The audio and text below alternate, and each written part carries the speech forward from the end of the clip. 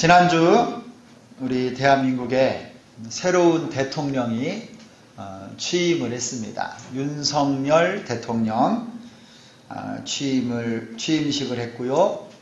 새로운 정부와 또 새로운 목표를 가지고 새로운 이 정부가 시작이 되었습니다. 앞으로 여러분 우리 대한민국의 정책 그리고 대한민국이 앞으로 미래에 어떤 방향으로 나아갈까 여러분 우리가 가늠해보고 추측을 할 수가 있는데 그것을 여러분 우리가 무엇으로 알 수 있을까요? 대통령의 취임사를 잘 읽어보면 대통령이 하는 말과 그의 행보 그리고 하는 결정들을 보면 앞으로 우리 대한민국이 어떤 방향으로 어떤 정책이 펼쳐질 것인지를 대략적으로 다 우리가 추측을 해볼 수가 있습니다. 대통령이 하는 말 한마디, 그가 하는 회의와 결정, 그리고 어디를 방문하고 누구를 만나느냐가 그냥 한 사람의 행동이 아니고요. 나라가 어떤 방향으로 가고 어떤 정책을 하고 무엇을 중요하게 하는가를 대통령의 이 행동을 통해서 말을 통해서 알 수 있는 거예요. 그 말과 행동이 우리가 생각하는 것보다 사실 굉장히 중요한 상징적인 의미를 담고 있습니다. 그래서 여러분 이제 새로운 지도자와 나라를 위해서 어느 때보다도 기도를 좀 많이 하셔야 될 때입니다.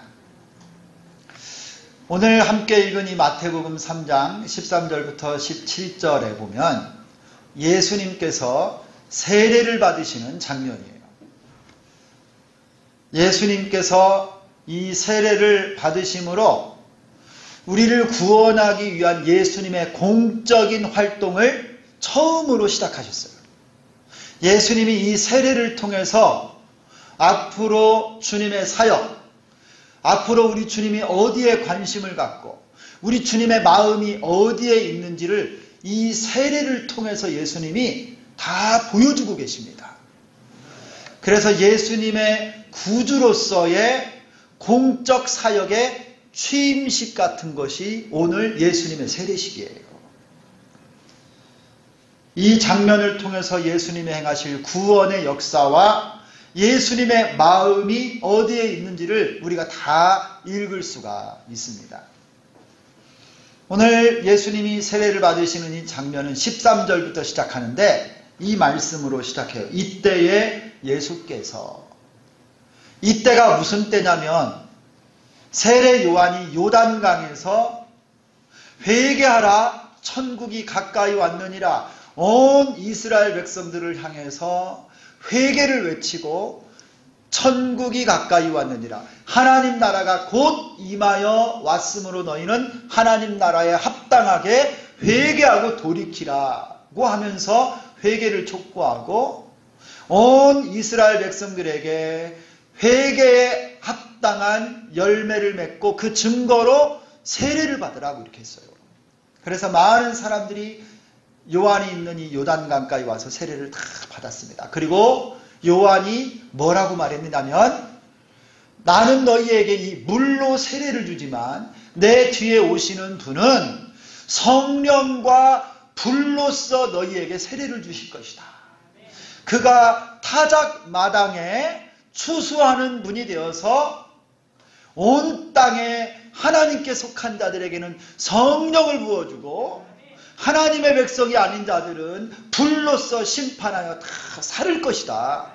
내 뒤에 이 메시아가 오실 것이다 라고 세례를 주면서 요단강에서요 세례 요한이 막 선포하고 사역을 하던 바로 그때 예수님이 멀리 북쪽 갈릴리에서 예루살렘 부근에 있는 이 요단강까지 내려오셔서 세례를 받으시는 말씀이 오늘 말씀이에요.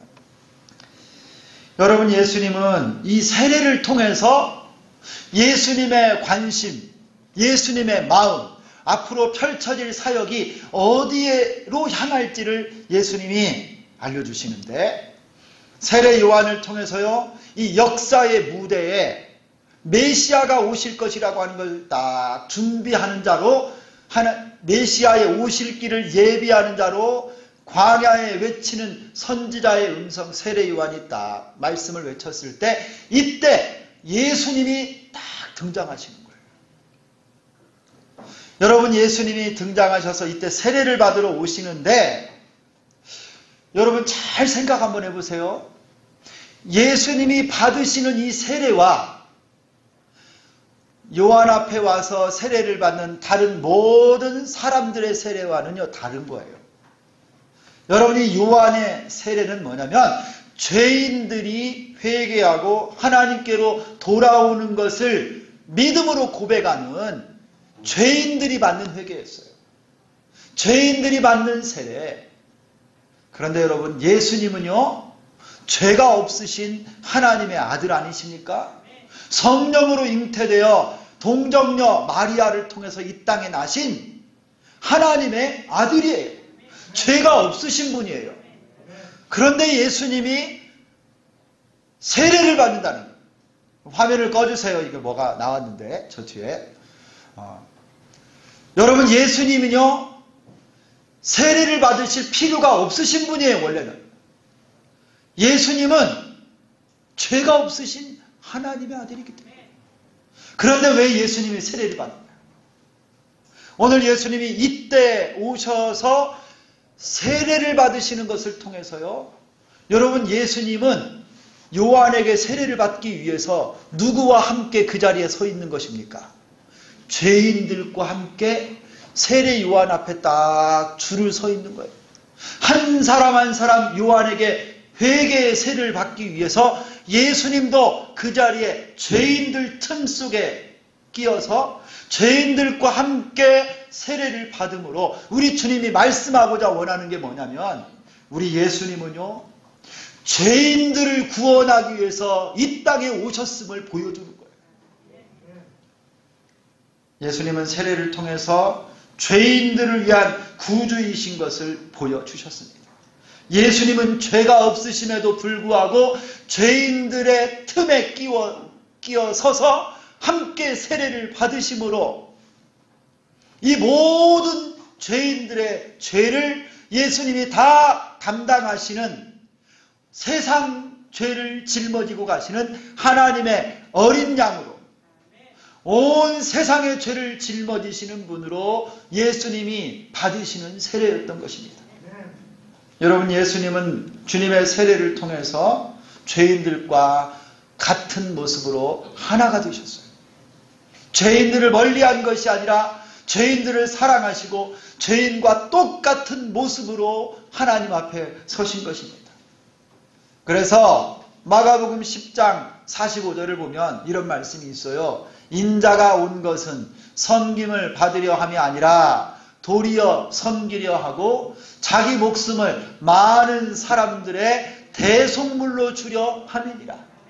여러분, 예수님이 이 땅에 오신 목적이 뭐냐면요, 많은 사람들을 구원하고 예수님의 생명을 저들을 위해 대속물로 주시기 위해서 이 땅에 오신 거예요. 예수님이 지금 세례 요한 앞에 세례를 받음으로 모든 죄인들을 구원하기 위해서 이 땅에 오셨다라고 하는 것을 보여주는 겁니다. 예수님은 근본 하나님의 본체십니다. 그럼에도 불구하고 자신을 낮추셔서 죄인의 모양으로 이 땅에 오셨고 십자가에 못 박혀 죽으시기까지 우리 죄인을 구원하셨어요. 말씀이신 하나님, 그분이 인간이 되어서 이 땅에 오셨어요. 성육신하셨어요. 말씀이 사람의 몸이 되셨어요. 그리고 유한한 몸으로 이 땅에 오신 참 사람이 되신 이유는 피 흘림이 없이는 죄사함이 없기 때문에 예수님이 우리 죄인을 위해서 대신 못 박혀 죽으셔서 우리 죄인을 구원하시기 위해서 이 땅에 오셨다는 거예요. 예수님의 세례가 이것을 우리에게 보여주는 거예요. 예수님이 앞으로 펼쳐질 모든 공생에는요, 죄인을 구원하기 위한 주님의 사심이었습니다. 죄인을 구원하기 위한 공적인 삶이었어요. 죄인을 위해 고난받으시고 우리를 구원하기 위해서 채찍에 맞으시고 우리를 구원하시기 위해서 모욕을 당하시고 이 모든 것이 우리를 구원하시기 위함이었습니다. 온 세상의 죄를 지고 가는 하나님의 어린 양으로 세례를 받으셨어요. 성도 여러분, 예수님은 여러분을 구원하시기 위해서 이 땅에 오신 줄 믿습니다. 그리고 오늘 수많은 죄인들 틈에 끼어서 그곳에 서 계세요. 죄 없으신 예수님이. 그러면서 세례 요한 앞에 이 세례를 받음으로 우리 모든 죄인의 죄를 다 담당하신 바로 우리의 구세주이신 것을 이 모습을 통해 보여주시는 것입니다. 예수님이 우리의 구주이십니다. 예수님이 나를 구원하셨습니다. 할렐루야. 또 여러분이 세례를 통해서 보여주시는 건 뭐냐면요, 예수님은 하나님의 모든 의를 이루시기 위해서 이 땅에 오신 분이라는 거예요. 여러분, 세례 요한 앞에 예수님이 딱 서시니까 제일 놀란 건 누구냐면요, 요한. 그가 증언했던 메시아, 그가 증거했던 그리스도가 요한 앞에 서 계시는데, 요한이 예수님을 보면서 예수님이 뭐라고 하냐면 세례를 달라고, 세례를 베풀라고 했는데, 요한이 볼 때는요, 창조주이신 예수님이 앞에서 계심으로 예수님이 자기 자신에게, 요한에게 세례를 주는 것이 더 옳을 것 같은데 예수님이 거기 서 계신 것을 보면서 도저히 감당할 수가 없는 거예요. 그리고 요한이 뭐라고 말했어요? 요한이 오늘 말씀을 보니까 14절에 요한이 말려 이르되 내가 당신에게서 세례를 받아야 할 터인데 당신이 내게로 오시나이까. 요한은요, 몸둘 바를 모른 거예요. 내가 오히려 주님께 세례를 받아야 되는데 어찌하여 주님이 나에게 세례를 받으러 오시나니까. 그래서 여러분, 이 요한에게 예수님이 뭐라고 말씀하시느냐, 14절에 예수님이 요한에게 이렇게 말을 했어요. 요한이 말려 이르되 내가 당신에게 세례를 받아야 할 터인데 당신이 내게로 오시나이까. 15절, 예수께서 대답하여 이르시되 이제 허락하라. 우리가 이와 같이 하여 모든 의를 이루는 것이 합당하니라. 예수님은요, 여기서 생각하는 것이 뭐냐면요, 하나님의 의를 이루기 위해서 우리가 여기 있다는 거예요. 여러분, 예수님의 관심은요, 하나님의 의를 이루는 거였어요. 그리고 앞으로 공생애 동안에 쭉 펼쳐질 주님의 모든 사역의 초점도 뭐냐? 하나님의 의. 하나님의 의를 위해서 예수님이 사시고 우리를 구원하는 공생애를 우리 주님이 감당하신 거예요. 여러분, 여기에 모든 의가 뭐냐면요, 하나님의 모든 의, 이 모든 의는 하나님의 구원 계획을 말하는 거예요. 하나님 나라의 일을 말하는 것이고요, 하나님의 뜻을 성취하는 거예요. 여러분, 예수님의 관심은 사람의 일이 아니었어요. 하나님의 의였어요. 하나님 나라, 하나님의 뜻을 이루기 위해서 요한과 예수님이 함께 합력하여 하나님의 의를 이루자. 예수님의 관심은요, 이 하나님의 의였어요. 예수님은 하나님의 계획을 위해 사셨고 하나님 나라와 하나님 뜻을 위해서 사셨습니다. 이 말씀이 마태복음 6장 33절에 아주 중요한 말씀이 나오죠. 우리 다 같이 한번 읽겠습니다. 시작. 그런즉 너희는 먼저 그의 나라와 그의 의를 구하라. 그리하면 이 모든 것을 너희에게 더하시리라. 여러분, 예수님은요, 너희는 먼저 그의 나라와 그의 의를 구하라. 예수님도 이렇게 사셨기 때문에 제자들에게 이런 걸 가르친 거예요. 무엇을 먹을까, 무엇을 마실까 염려하지 말고 너희는 먼저 그의 나라와 그의 의를 구하라. 그리하면 이 모든 것을 너희에게 더하시리라. 여러분, 예수님의 마음에는요, 하나님의 의가 항상 가득 차 있었어요. 예수님이 무엇을 하시든지, 갈릴리에 계시든 예루살렘에 계시든 배를 타시든지 아니면 걸으시든지 제자들을 말씀으로 가르치시든지 벳세다 광야에서 오병이어 기적을 일으키시든지 죽은 나사로를 살리는 현장이라도 예수님의 마음속에 가득 차 있었던 건 뭐냐면 하나님의 나라와 하나님의 의를 위해서 사셨어요. 여러분, 이게 예수님의 사역의 방향이에요. 여러분, 우리가 무엇을 위해 살아야 하는지 내게 분명한 목표와 비전이 있으면요, 우리 인생도요, 그 목표와 비전을 따라 살게 돼 있습니다. 이를 위해 기도하고 준비하고 노력하면요, 하나님이 그 목표와 비전이 이루어질 수 있도록 은혜를 주시더라고요. 꿈을 꾸고 그 목표를 향해서 간절히 기도하고 나가면요, 하나님이 이루어 주세요. 예수님 마음속에 하나님의 의를 이루는 하나님의 나라와 하나님 뜻을 위해서 사시기로 작정하셨기 때문에 예수님은 십자가에서 하나님의 구원을 성취하신 겁니다. 할렐루야. 여러분, 이게 얼마나 중요한지 몰라요. 요즘에는요, 기업들 있죠, 회사들. 이 회사들이 가장 많이 광고하고 중점을 두고 있는 회사를 이끌어가는 요즘 시대에 아주 중요한 화두가 있어요. 화두. 회사를 어떻게 경영하느냐. ESG라고 하는 말이 있어요. ESG 경영을 해야 돼요. 이 ESG 경영을 해야 되는데 여러분 혹시 처음 들어보시나요? 잘 한번 들어보세요. 우리들에게도 굉장히 도움이 돼요. 이 ESG라고 하는 말은 영어 세 글자, 첫 머리 글자 E자와 S, G자를 따다가 이 경영을 하자 했는데 이 첫 번째 E는 뭐냐면요, 환경을 뜻하는 environment라고 하는 게 있어요. 이 E자와 S는 뭐냐면요, 사회, social의 S고요. 그 다음에 G는 governance라고 하는 다스리는 구조, 이 지도력에 관한 말이에요. 그래서 회사를 경영할 때 이 ESG의 개념을 가지고 경영하지 않으면 이제 앞으로 회사가 살아남을 수가 없어요. 도태되고요, 물건을 수출할 수가 없어요. 거기는 재료를 화학약품을 많이 쓰고 환경오염을 많이 시키는 유발 물질이 많이 나오는 재료로 핸드폰을 만든다. 그러면 그 핸드폰을 유럽에서 수입을 못하게 돼 있어요. 미국에서요, 그 회사는 오너가, 회장이 독점을 해가지고 사원들의 복지 같은 것도 신경 안 쓰고 자기 마음대로 회사를 운영한다. 그런 회사의 물건은 수출 금지, 미국에서 딱 내리는 거예요. 그러니까 회사들이요, 이 ESG 경영, 환경, 그 다음에 사회에 유익한 기업, 그리고 좋은 지배구조를 가진 회사가 살아남게 된 거예요. 그러니까요, 점점 회사들이 이전보다 환경오염을 신경 쓰게 되는 거고요.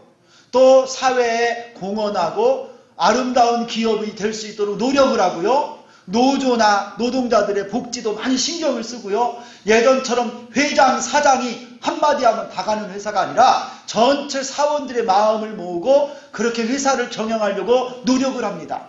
그러니까 회사나 정부나 여러분 조직들이 이렇게 바뀌어가요. 이 목표를 두니까 이 조직이 이렇게 바뀌어가거든요. 그러니까 점점 좋아지고 있어요. 여러분, 나라도 기업도 가정도 마찬가지예요. 어떤 목표와 비전을 가지고 있느냐가 그 나라의 미래이고 기업의 방향이고 가정의 모습이 되는 거예요. 예수님은 세례받는 이 순간에 오직 하나님의 의를 위해서 내가 세례를 받고 하나님의 의를 위해서 사역하겠노라 선포하신 겁니다. 그래서 하나님 나라와 하나님의 뜻과 하나님의 영광을 바라보고 자신을 낮추시고 세례 요한 앞에서 겸손하게 세례를 받음으로 하나님의 뜻을 이룬 거예요. 사랑하는 성도 여러분, 여러분이 예수 믿는 성도로서 어떤 삶의 목표와 방향을 가지고 계세요? 이게 있어야 돼요. 이게 우리의 신앙생활을 좌우합니다. 우리의 삶의 방향을 여러분 믿음의 목표와 믿음의 비전을 가지고 있을 때 우리의 삶이 바뀌어지는 거예요. 여러분 하나님께서 우리를 창조하실 때 우리 모두에게 주신 목표가 있습니다. 왜 하나님이 우리를 창조하셨어요?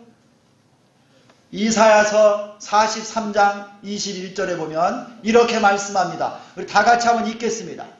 시작.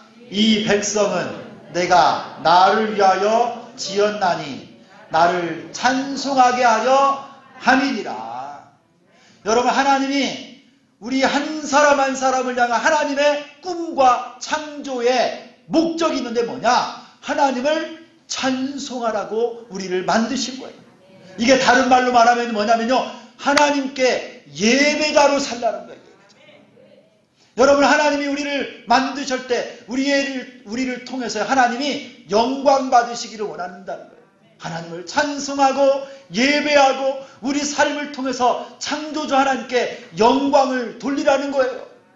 여러분 이것이 여러분의 인생의 목적이 되기를 축원합니다.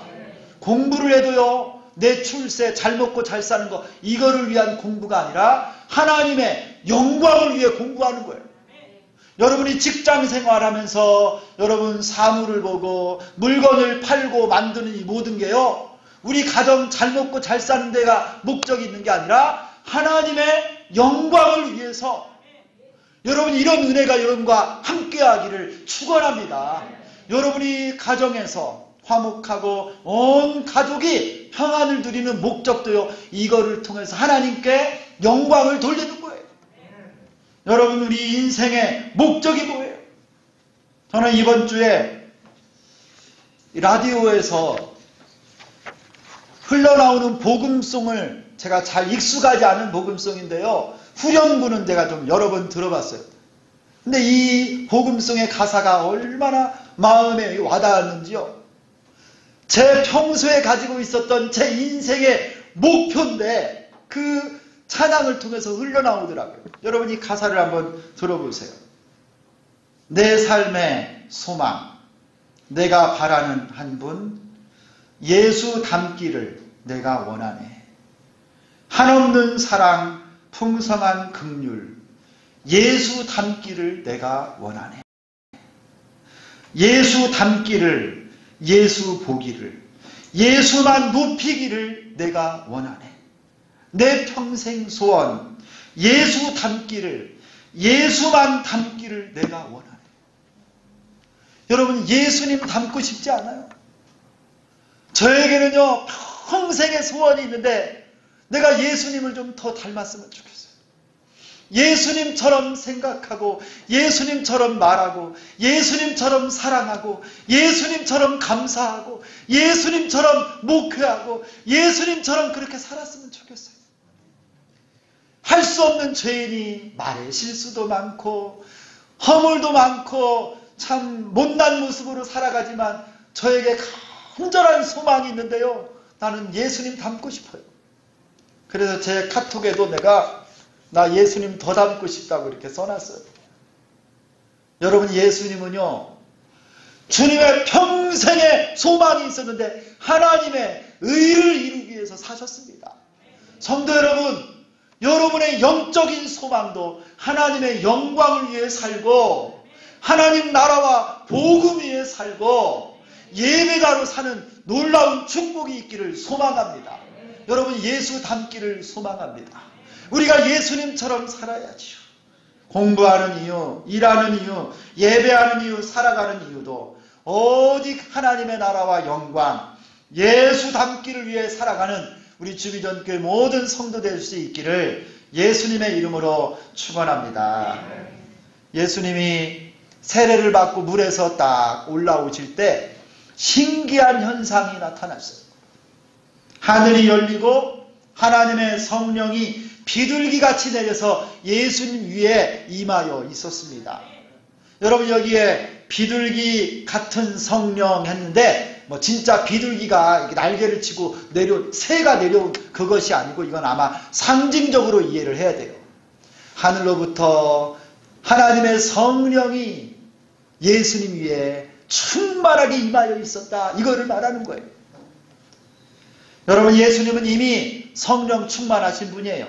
성령으로 잉태되었고 성령으로 태어나셨기 때문에 이미 성령이 함께 하시는 분이지만, 오늘 예수님이 세례를 받음으로 하나님의 성령이 예수님에게 임하여 있더니, 이 말은요, 인간이신 예수님, 사람이신 예수님에게도 성령의 역사하심이 함께 하셔서 기름 부음으로 말미암아 예수님의 대관식이 지금 여기에 딱 펼쳐진 거예요. 앞으로 공적 사역의 구주로서 이 세례식을 통해서 하나님의 구원자로 예수님이 출발하는 이 시간에 성령의 기름 부으심이 예수님에게 강력하게 임했다라고 하는 사실입니다. 여러분, 비둘기는 평화의 상징이에요. 예수님께서는 죄악과 불의, 죽음의 권세를 깨뜨리시고 온 백성에게 평화를 주시러 오신 평화의 왕인 줄 믿습니다. 진정한 샬롬, 안식을 주시는 분은 예수님이십니다. 예수님과 함께하는 성령으로 말미암아 이 일이 가능한 거였어요. 여러분, 지금 슬프고 힘들고 고통 가운데 있는 모든 것, 여러분, 참다운 안식은 예수님 안에 있습니다. 예수 안에 성령으로 말미암아 여러분에게 하나님이 평안을 주실 줄 믿습니다. 예수님 붙잡아야 삽니다. 여러분이 예수님이 바로 성령으로 세례를 주시는 분이에요.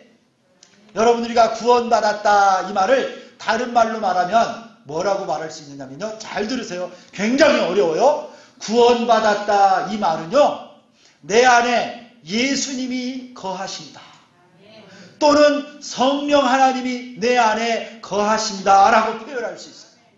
여러분, 구원받은 표시는요, 다른 걸로 되는 게 아니에요. 신앙생활 몇십 년 했으니까 구원받았다, 여러분, 아닙니다.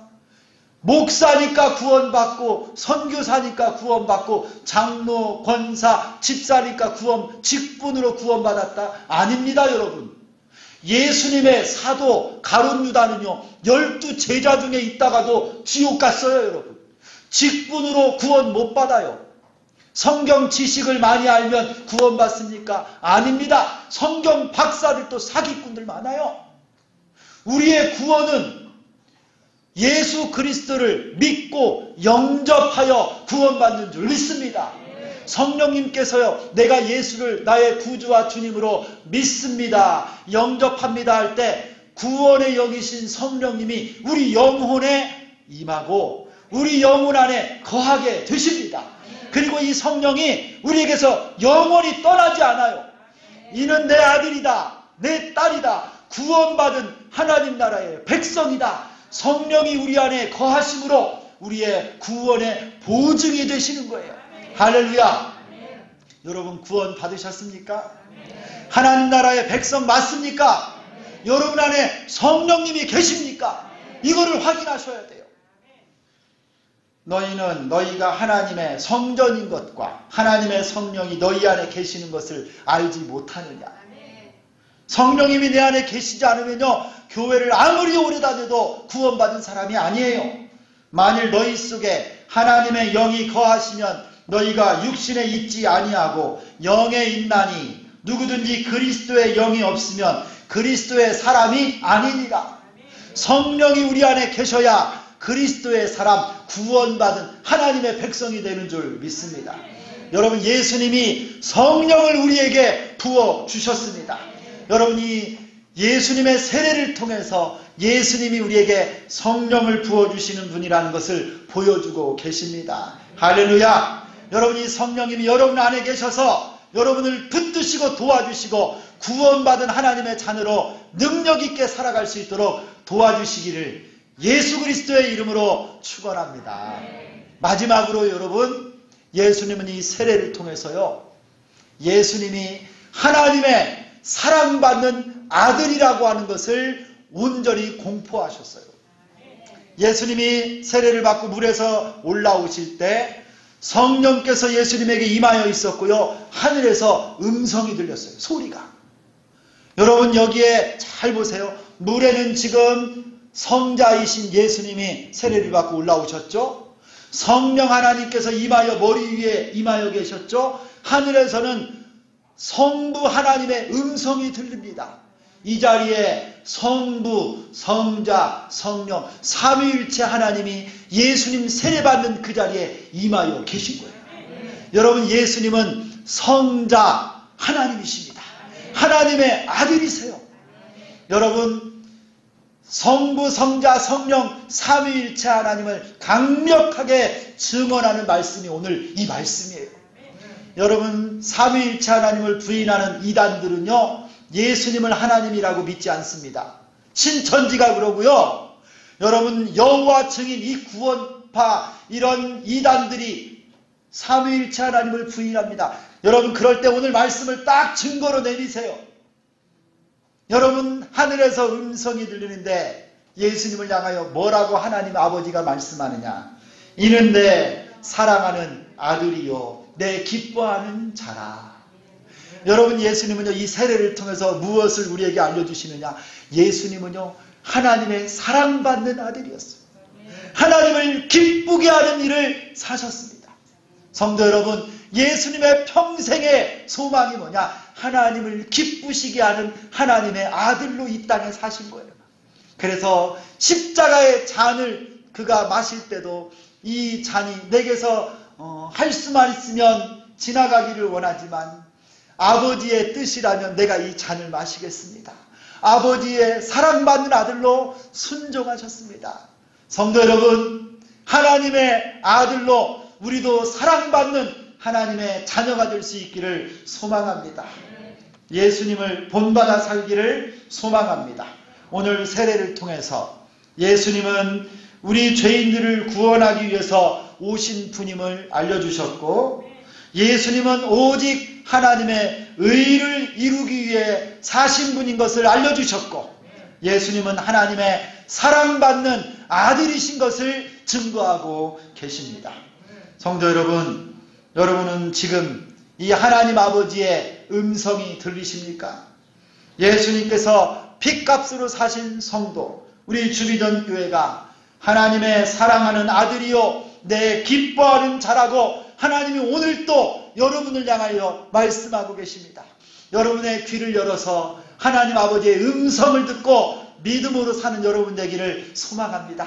하나님의 사랑받는 자녀로 삽시다. 하나님을 기쁘시게 하는 교회가 되기를 소망합니다. 예수님처럼 살기를 원합니다.